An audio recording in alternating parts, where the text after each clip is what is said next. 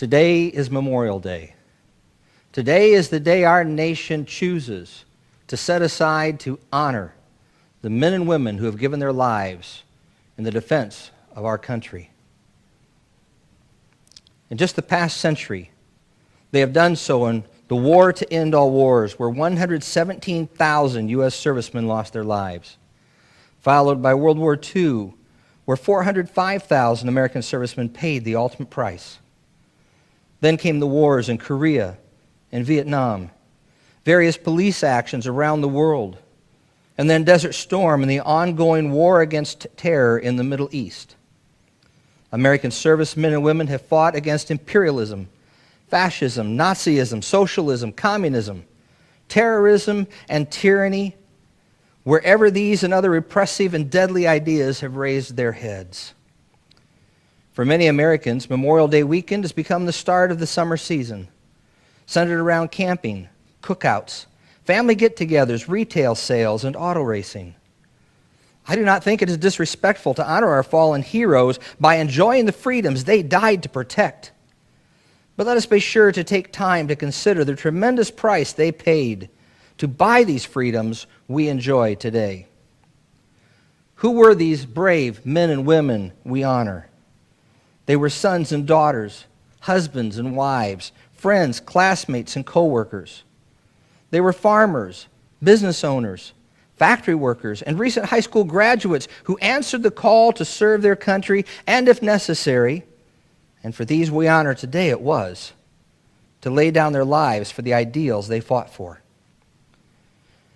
Perhaps their dedication to their cause can best be expressed through the words of a famous poem written about a British cavalry brigade who in 1854 received wrong orders, sending them headfirst into battle against a well-prepared enemy and impossible odds. By the time the short battle was over, 156 men were killed and another 122 were wounded. 6 weeks after the event, a poem was published praising the bravery of these men who turned fear into valor and charged the enemy against overwhelming odds. The poem, "The Charge of the Light Brigade," is probably best known for the line, "Ours is not to question why. Ours is but to do and die." In other words, we have our orders, and regardless of the cost, we will carry them out. This is what American soldiers have done each time they have been called upon to do so, whether at home fighting for our independence, or to end the evil of slavery, or overseas on the beaches of Normandy in France, or at Okinawa or Iwo Jima in the Pacific, Somalia, the Chosin Reservoir, Hugh City, Fallujah, and countless other places and times around the world. Veterans often speak of their pride in having worn the uniform of the United States military and their pride in having served their country.